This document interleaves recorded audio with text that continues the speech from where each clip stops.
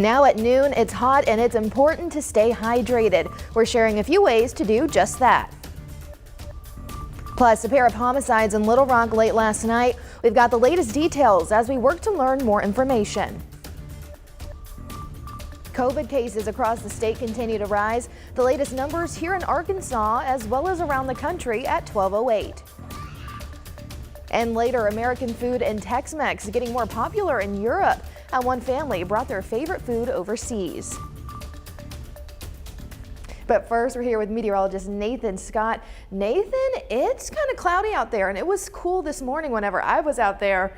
Tell me, is that going to be sticking around? Good afternoon, Mackailyn. Yeah, we got a little boundary moving through the state right now that did spark off a few showers, primarily north of the metro, but that deck of cloud cover still lingering across parts of the state. However, the clouds are starting to fade away here in downtown Little Rock, and with just a little bit of sun, we're at 93 degrees. But you see what's happening off to the north. It's 86 in Russellville, 86 in Searcy, 97 though in Camden, and here's a 24-hour temperature difference. It's cooler in Russellville and Fort Smith because of the clouds and a little bit of rain. Speaking of rain, here's live radar. We had a few showers down the landscape, but now these are really starting to fizzle out and fall apart as they try to make their way closer and closer to the metro. Right now, it's pretty much just going to produce a few spots on the vehicle. The more impressive band of rain, that's located right along Interstate 40, trying to move into Russellville, but that's also shrinking in coverage. Your feels like numbers already feeling like above 100 in Little Rock, feels like 103 in Mena, feels like 101 in Monticello. Excessive heat warning remains in effect this afternoon. That's because it could feel like 110 to as high as 115. Your planner today, dependent upon cloud cover, I think most locations will warm up into the upper 90s to low 100s. I'll have more on the potential of maybe a spotty shower storm coming up later today. Thanks, Nathan. One of the keys to manage this heat is staying hydrated, but how much water we need depends on some important factors. Michael George explains. The streets are steamy on Jane Long's visit to New York City, so she's trying to stay cool. Do you always bring water when you go out in the heat? I try to. As we sweat in the heat, the body loses water, which regulates body temperature, so staying hydrated is critical. Staying hydrated? Yes, we are drinking plenty, yeah. Current guidelines say men need about 15 cups of fluid a day and women about 11.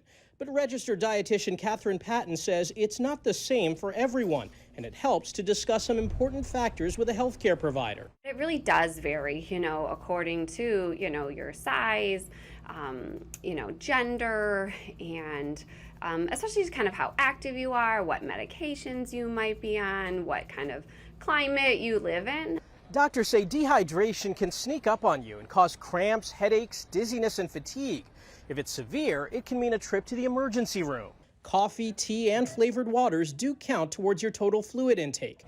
And fruit and vegetables can also help with hydration. But be careful with alcohol, which has the opposite effect. And Patton says older people need to pay extra attention to their fluid intake. As we age, we actually do, lose our sense of thirst a little bit. So it's important for, the older adults to definitely be more mindful of how much they're drinking because they don't sense that. Patton recommends starting the day with a cup and just keep filling your tank, especially during these dog days of summer. Michael George, CBS News, New York.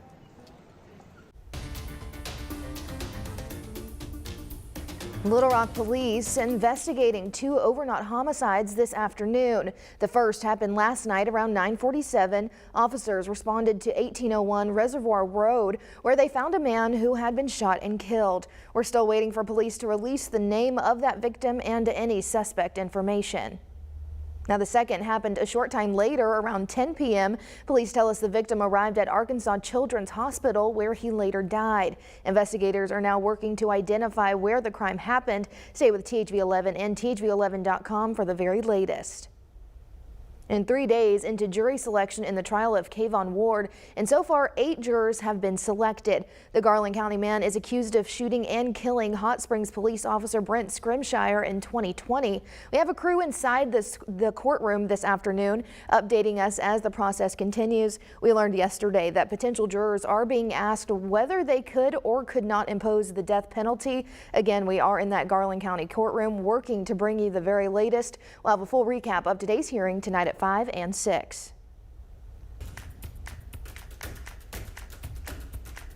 A bus full of travelers from out of town feeling abandoned and left to find their own accommodations after almost being left out on a street corner in North Little Rock yesterday.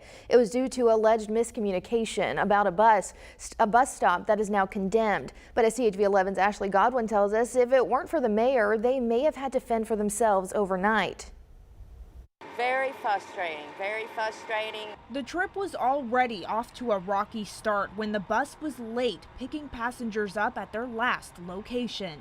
I was really scared because when we were in Missouri, the bus was already over an hour late getting there, so I knew that we were not going to make the connection. The next stop, North Little Rock, but little did they know that stop was shut down.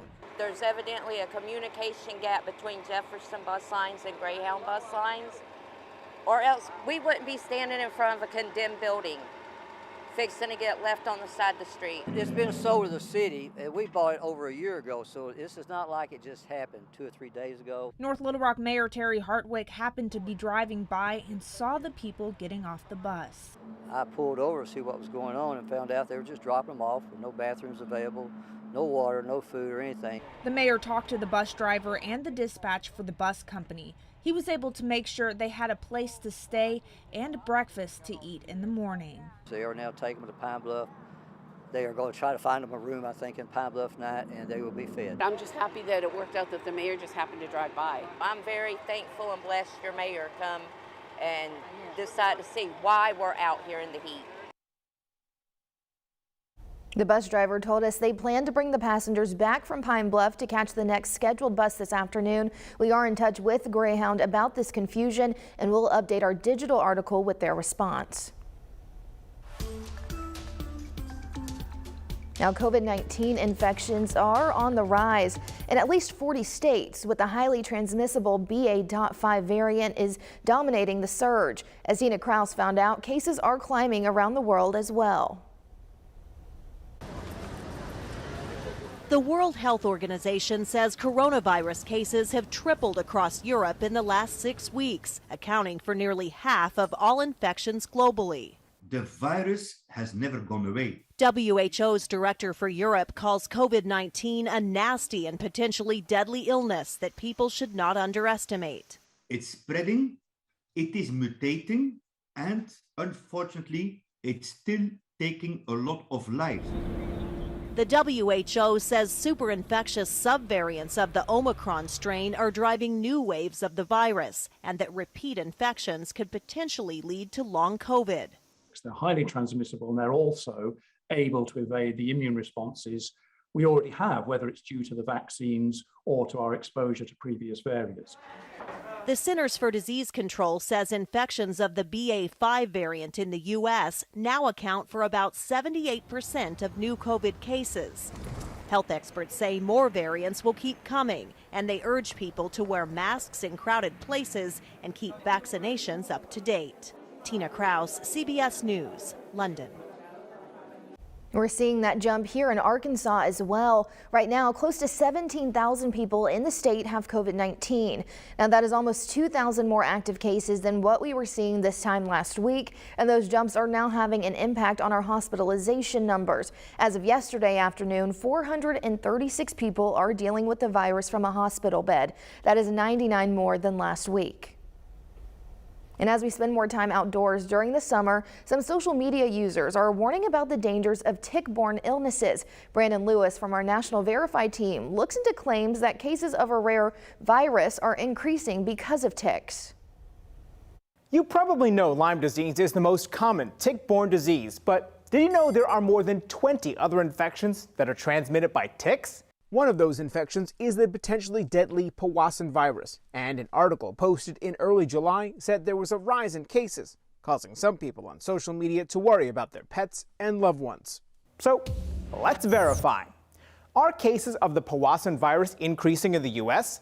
Our sources are the Centers for Disease Control and Prevention, the Connecticut Department of Public Health, the Maine Center for Disease Control and Prevention, and Dr. Stephen Bach, president of the International Lyme and Associated Diseases Society. From 2011 to 2015, the CDC reported 44 cases, and from 2016 through 2020, there were 134 cases, nearly triple the previous 4 years. Nearly all of the cases were in the Northeast and Great Lakes region of the U.S. So, yes, cases of the Powassan virus are increasing in the U.S. Health officials say not everyone will experience symptoms, but for others, Powassan can cause headaches, vomiting, and weakness. This can eventually lead to a serious disease that requires hospitalization, can cause long-term health problems, and is fatal for 1 in 10 people who get it. Health officials in Maine and Connecticut have each reported a death from the virus this year. Still, Bach says there's little reason to be overly concerned about the virus. I wouldn't say they should be worried. People should just know about it, but it's much less, obviously, much less common than Lyme. The CDC recommends treating your clothing and gear with repellent before spending time in areas with ticks, and once home, inspecting your clothing and body for ticks and then showering soon after. With your Verify, I'm Brandon Lewis. If you could only eat at one fast food restaurant for the next month, where would you pick? Well, one YouTuber chose Taco Bell why he's doing it after the break. Nathan? There's a few showers showing up on radar. I'll have a live look at that, let you know what the rain chance is through the rest of your Wednesday. Also talking about the potential of maybe some less hot temperatures in my extended forecast next.